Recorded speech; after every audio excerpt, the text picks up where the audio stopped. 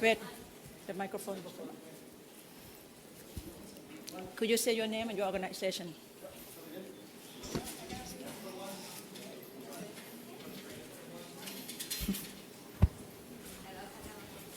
Is it okay? Closer. Hello, nice to meet you. I'm from Hong Kong TV News Channel. I'm Cecilia Kwok Wing Si. Nice to meet you, Aung San Suu Kyi. Actually, you have been fighting for democracy and freedom of people for many years. What are your advice to Hong Kong people for those who are striving for democracy in Hong Kong? And secondly, do you think that Hong Kong people are losing their freedom and democracy under the one country, two system policy? Thank you. I think if people really want freedom and democracy, they get it.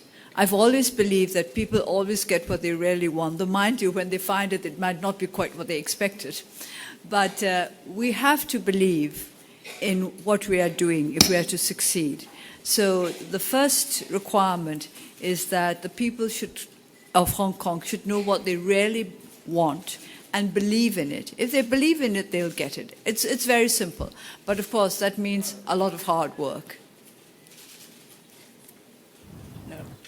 Hello, I'm Amrita Chima, Deutsche Welle Television from Germany. Great to see you looking so well after 1 year coming out of your isolation. My question is, you said that you want to stand for president in the next elections, but the constitution needs to be amended. What steps are required to amend the constitution? How hopeful are you that it will be done? Well, I'm told that this is the most difficult constitution in the world to amend. First of all, it has to be it's not all the points in the Constitution, but the major ones. If you want to change them, more than 75% of the members of both legislatures have to vote for it. And that's not the end of the story. And then it has to be put to a referendum, and it has to be approved by more than 50% of those who are those who are eligible to vote. So that's a very difficult process. Don't forget that 25% of the members of both legislatures are military appointees, unelected military appointees. So in order to get more than 75%, first of all the civilian seats will have to be filled, and all the civilian representatives would have to agree that they want to amend the Constitution. And then, as I keep saying, at least one brave soldier must say, I will side with the civilian representative. So it's very, very difficult, but it's not impossible. And I think it was in an RAF outfit somewhere I heard that during the Second World War they had a motto, which was, we do the impossible every day, miracles take a little longer. The question's right there first, and then... Jojo Dane from Voice of America, Burmese Service, and Dimawa. Last year in Bangkok at 2012 World Economic Forum, you talked about youth unemployment in Burma. You said that it was like a time bomb. And your main message was, I believe, to the foreign investors coming to Burma was to create jobs. What is your main message to the foreign investors this year in this place? Thank you. It's the same thing, because this issue has not been addressed adequately.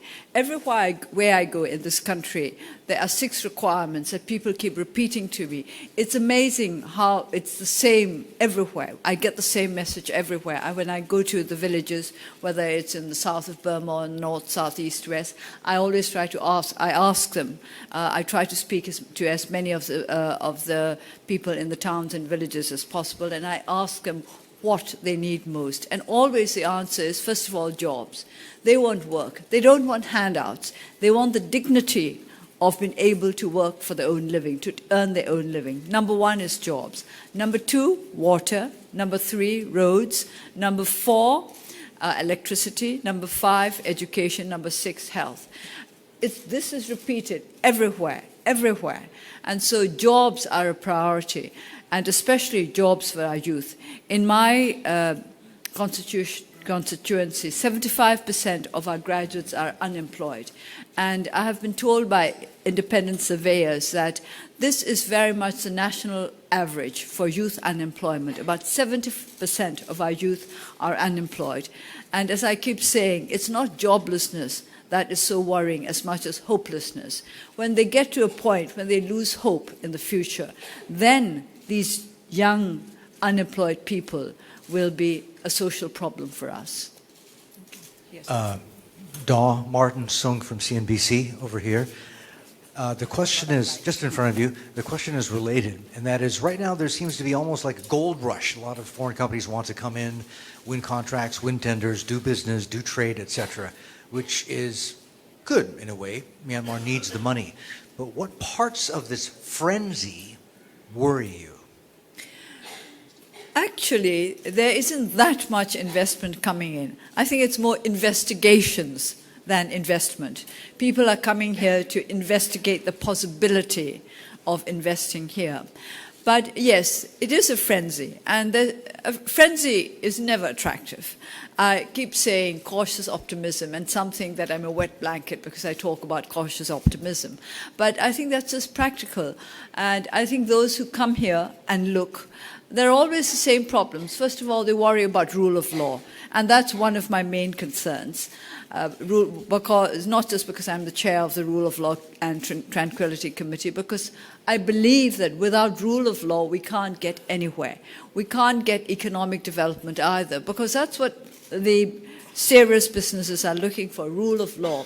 How safe are their investments going to be?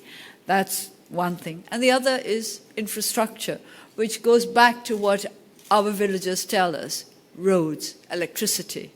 So this is why investments are not pouring in, just investigations are pouring in. And let's stop the frenzy a bit. We're going to go to the back there first. You have to go. Hello, this is Adit from the Associated Press. If we weren't content enough with your answer before this morning, so I need to ask you again. If you succeed in amending the Constitution, and if you become the president of Myanmar, what will you do for the ethnic minorities, and with special regard to the Rohingya people and the Muslim, the people who believe in Islam in this country? Thank you. First of all, as I said, I believe in the rule of law, and everybody in this country should be entitled to the protection of the law. Everybody, all ethnic groups, all religious groups. But with regard to the ethnic nationalities, that is to say those who are now in the states, we'll have to go for a federal system. This has always been the policy of our party, that we need federalism to keep our union intact. For decades, actually, the propaganda of the authoritarian governments had been that federalism equals right to secession. And we've always had to explain that federalism does not mean secession, that in fact federalism is a way of preventing secession because it's a way of removing the grievances that lead people to call for secession. We are very weak in negotiated compromise in this country. It's partly to do with our culture and partly to do with the fact that we have lived under authoritarian rule for so long that negotiation is practically unknown. And if you're not used to negotiation, then you don't get to a negotiated compromise. And we have to go in for that. We have to find the answers to our problems together. And what I would like to ask the world to do is to help us to find the solutions to our own problems in our own way, always upholding international standards of human rights. We go to the front row and we come to the back there. Tosu, you paint quite a bleak picture when you go into the percentages of unemployed youth and this and that and the terrible lack of electricity and roads. You also recently said, I think in Yangon, some quite negative things about the pace of reform under this government, and said that the reforms hadn't been made as big an impact as they could. Do you still feel the government hasn't lived up to promises and could do more, or do you feel that it could do more? What I've said is that I think we've concentrated enough on good intentions. Now what we want to look at are results. And the results are not as fantastic as you might expect them to be. Because don't forget that we're into the third year of the so-called reform process. And I keep repeating this. 3 years is not a short period. I think you can't keep saying, well, you know, it's not been long yet, it's not been long yet. I mean, how long is long? And 3 years is a long time for somebody who can't get square meals a day. And so we want results now. And it's the lives of the ordinary people which have not changed. If you ask the average citizen in this country what has changed, they will talk about the fact that there's greater freedom of the media because there is a proliferation of news magazines and journals. And then there are those who will say that there are more cars in the streets of Rangoon than ever before. But these are not accessible to the great majority of our people who constitute about 60 to 70%. So we want change in the lives of those people, those who live in the rural area, and also, of course, in the lives of our urban poor. So this is what I mean by saying that reform has not brought the kind of changes that our people want. And how long will they go on waiting for it? We don't want them to lose faith in the reform process. My name is Christiana with the German press agency. My question goes in the same direction. What concretely would you say should the government do or have done to get those changes to the rural people? Or to put it in another way, what would you do as president now to make sure that these people see the benefits of economic opening? Well, let me tell you just what I've been doing simply as an MP in my constituency. Now, as I said earlier, jobs, water, roads, electricity, education, health. That's what they always talk about. And the most difficult thing of all is the first one, jobs. Job creation. This is why when I talk to business people, I always try to encourage them to engage in the kind of investment that will create jobs. As you all know, the extractive industries do not create too many jobs. They are not strong on jobs, but Burma is strong on extractive industries. So we have this problem to deal with. I can't create as many jobs as I want in my constituency. So I go for what I can do. The first thing I went for was water, because that was the easiest, and yet this was a great need. And as soon as I was elected, I started arranging for wells to be dug. It's as simple as all that. And yet Burma is supposed to be the country in Southeast Asia with the greatest water resources. And we don't have enough water. And then I went about roads, because this was again a possibility.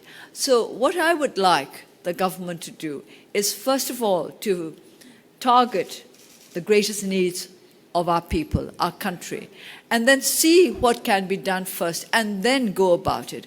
I've often made the complaint that there's no structure to the reform process. We are not aware of a government policy with regard to the reform process, how they're going to go about it, what their priorities are, and what the sequencing is going to be. So that is what I would like to see.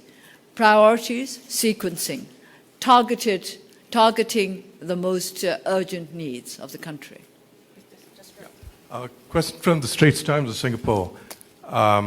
This morning, you spoke about the presidency and your interest in it. And just now you said it takes one brave soldier to help turn the tide. Oh, I think we'd actually like more than one. Okay. I think 300,000 wouldn't be bad. Right. Have you got any indication from the military? There was a former Navy chief referring to you as elder sister at that event. Well, don't forget he's a retired never mind. military Have you officer. got any indication from the military that they may not be averse to having you as president? No, I've had no direct indication of any kind like that from the military. But I do believe that members of the military are as keen as civilians to promote development and growth in our country, because they know our country is poor. And don't forget that the majority of our soldiers are not wealthy either.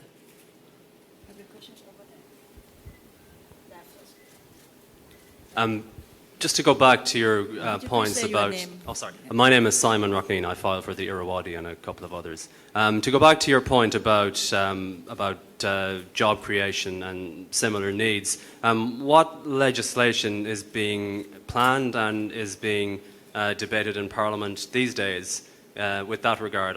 I know there's a minimum wage law. Is there anything else? And what's the timeline for those? Of course, it was the FDI, and we do expect foreign investment to create jobs.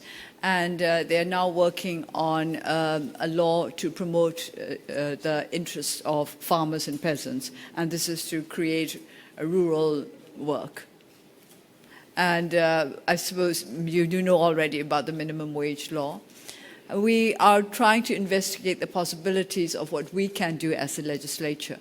But it's not just about laws. It's also about making sure that these laws are observed and implemented, which goes back to rule of law. And what I personally want to do in the legislature is to make sure that the judiciary becomes independent and clean. Thomas. Thank you, Andy. I'm from Skynet. Andy, please, right. That's me. You're right. Oh, right corner, right. Okay. Yes, thank you. We all know that you are very emphasizing you also the poverty reduction. And the question is that we would like to know your ideas of the poverty reduction of Myanmar. Thank you. Reducing poverty in Myanmar means reducing the poverty of the people in our rural areas. Because as I think, I'm sure the statistic has been drummed into your head every half an hour since yesterday, nearly 70% of our population live in the rural area. So Burma is basically an agriculture country. And because of that, if we want to reduce poverty, we have to look to our rural population. So it's our agricultural policy. And that starts with land. I think you must have heard about the issue of landlessness in this country and the problem of illegal transfers of land. So this is a legal issue, and there's a committee in the legislature which is looking into the problem of the illegal transfer of land and what we can do to have it transferred back to the rightful owners. This is a very, very complicated business because keeping official papers is also not part of our tradition. So it is very difficult sometimes to establish ownership, apart from the fact that we have to sort out how the land was illegally transferred and what it can be done to transfer it back to the original owners. Quite often we have a problem identifying who the original owners are. So I think we have to start with things like land laws, but it's not just the laws, it's the implementation of the laws that we have to be concerned about. And if we cannot bring our agriculture population out of poverty, we are going to remain a poor country because it means that 70% of our people will remain poor. Go to Thomas and then we go to Bilda. Hi, Dasu. Thomas Fuller from the New York Times. You've said many times that you do not want to take sides in the Rakhine conflict. But the ledger of casualties and deaths has been overwhelmingly on the Muslim side. It's a one-sided ledger, really. I don't say this critically. I'm hoping to get an insight into your political calculation, your political situation now. Do you feel like you're in a straitjacket politically? I mean, you're someone who's always spoken out for the downtrodden, for the victims. And here we've seen you be reserved. Do you feel like you're a hostage to the political circumstance of the day? No, I don't feel a hostage to the political circumstances of the day. What I am afraid of is aggravating the situation. I do not want to aggravate the situation by saying that one community is wrong or the other community is wrong. And what it does is to aggravate the more extremist elements in these communities. If they feel that they have been targeted, if they feel that they do not enjoy the sympathy of politicians or influential groups, then it makes them more extremist. That is what I'm afraid of, that instead of helping the situation, we will aggravate it further. So what I want to target actions rather than communities, which means accountability. That goes back to rule of law. The government must make sure that those who have committed crimes are punished in accordance with the law. There must be accountability. But I do not want fingers pointed at particular communities, because it always aggravates the other side, and this seems to have started a vicious cycle of people getting more and more aggressive and more extremist. That's what I'm afraid of. Oh, at the back there. Hello, my name is, sorry, you can't see me, I'm here with the lights. My name is Bill Hayton, I'm training journalists at MRTV at the moment. This evening I hope that state television might broadcast you talking about politics for the first time ever.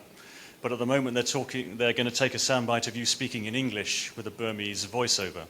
They're a bit shy to ask the question themselves. Could you say the same thing again in Burmese, explaining that you wish to stand for the presidency and the obstacles that stand in your path, but in Burmese? I'm getting a little bit tired of this presidency business, and I think the reason why people are so interested is that given to me by the BBC interviewer who said that she'd never come across any politician who admitted to wanting office.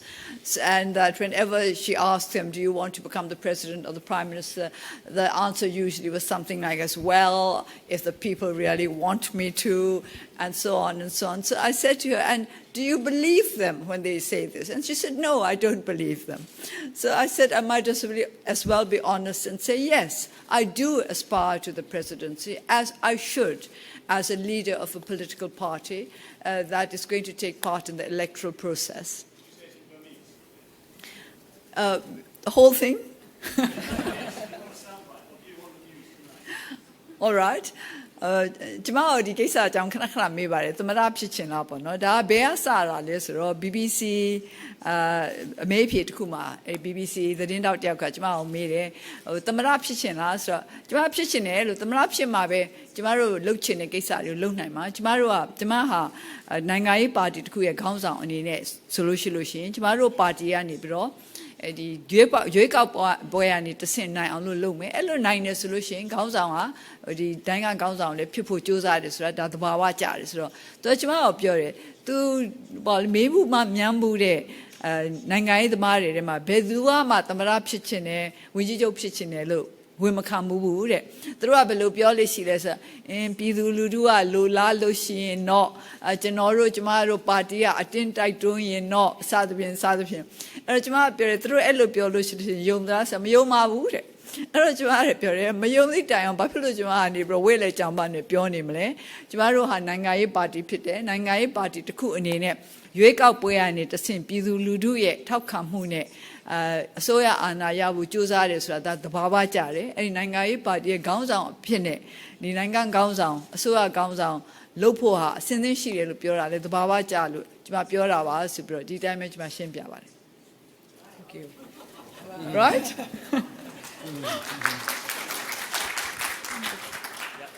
Tim McLaughlin from the Myanmar Times. I just wanted to get your reaction to criticisms that President Thein Sein has used the release of political prisoners as a PR tool, generally coming before or after major political events.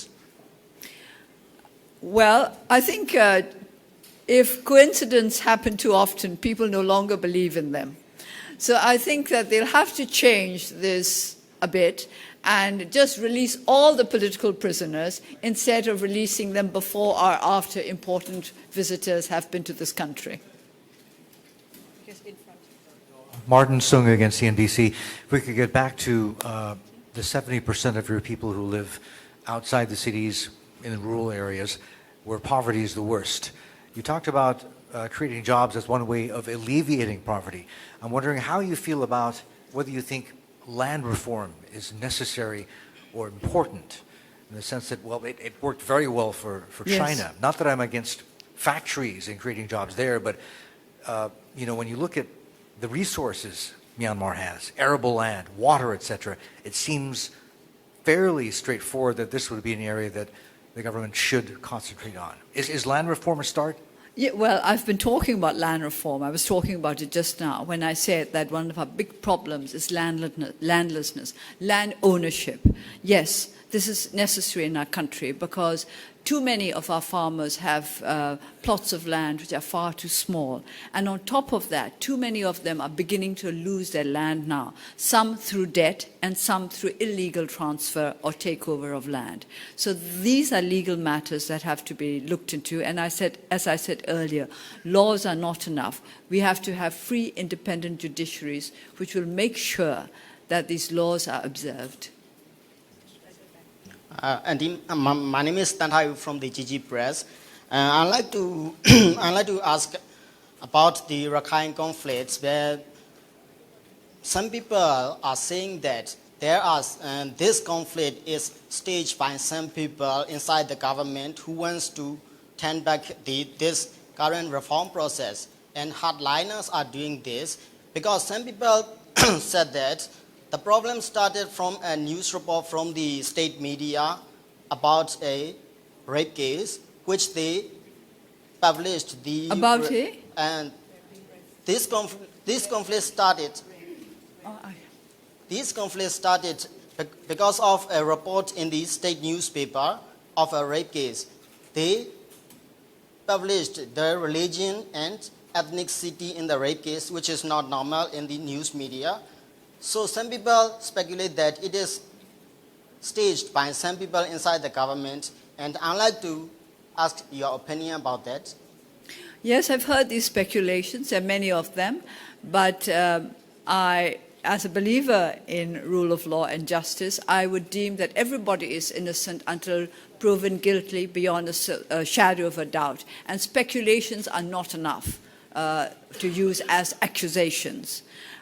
There are always speculations when these kind of incidents emerge, but I do not think that we should go around accusing people of conspiracies, because this could be very destabilizing for our country, which is not to say that conspiracies do not exist. Sometimes conspiracies do exist, and people talk about them, people speculate. I think what we need is more transparency, more interaction, more engagement between different communities, between the government and the people, between the media and the government, local government as well as central government, so that we are more and more aware of what is going on. And the more we know about the actual situation, the more transparency there is, the fewer speculations there will be. Hi, my name is Nati. I'm from Nation, Thailand. Two quick questions. The first one is, Myanmar has both political and economic problems. If you were the president, which one would be your main focus? And the second the second question would be, by the time of the next election, you would be 70, if I'm correct, and you are a national democracy icon. Have you ever thought about Myanmar without Aung San Suu Kyi? What would it be like? Thank you. To answer the first question, I do not think you can separate the two. You really cannot divorce political development from economic development. In fact, there are those who say that economic growth and development are a result of political change and not something that is separate. So I think these have to go in tandem, and you have to find the right mix. Burma has existed very well without me in the past, and I'm sure it will go on existing well without me in the future when the time comes. We're almost running out of time. We'll take a few more questions. The one at the back. Hello, Dorsu. Kelly McNamara from AFP. Hello. Sorry, I'm hidden behind a couple of cameras. Hi. Yes. Talking about youth unemployment, as you go into the election in 2015, what are you going to do to refresh your party? I mean, there's often been a criticism that certainly the higher echelons are dominated by kind of old guard. Are you looking to kind of regenerate the party in any way? We have a lot of younger people at the township level, at the village level, and even in our central committee. It's true that we do not have enough young people in the Central Executive Committee, and this is because we need to build up the capacity of our young people. I think I can say quite openly that the younger people, the younger generations in Burma are less well educated than the older generation, and it's through no fault of their own. It's because of 50 years of a very bad education system. I am told that one survey found that Burma is one of the very, very few countries in the world where the young people are less well educated than those 20 years ago. And certainly they are less well educated than those 50 years ago when we had a very, very sound education system. So it is taking us some time to build up the capacity of our young people. But that's not the problem of the NLD alone. People talk as though it were the problem of the NLD alone. It's a national problem. We need to build up the capacity of our young people throughout the nation because of those years of a bad education system. One final question over there. Andy Minglawa, I'm Dang Sunye from 70 News. I'd just like to ask, under President Aung San Suu Kyi, what will the cabinet look like and whether your government will be liberal, Labour or conservative? I would not like to talk about my government now when it has not even been decided that the constitution will be amended to make way for me to go up to the presidency. But I believe basically in liberal politics, which means that we are not dogmatic and that we do not think of our party as the most important element in politics. It's the people who should be the most important element in politics, and it will be the consideration of what is best for our people which would decide what kind of government we would try to shape. Thank you very much, Aung San Suu Kyi. It's an honor for us, all of us. Thank you. Thank you all very much. Thank you.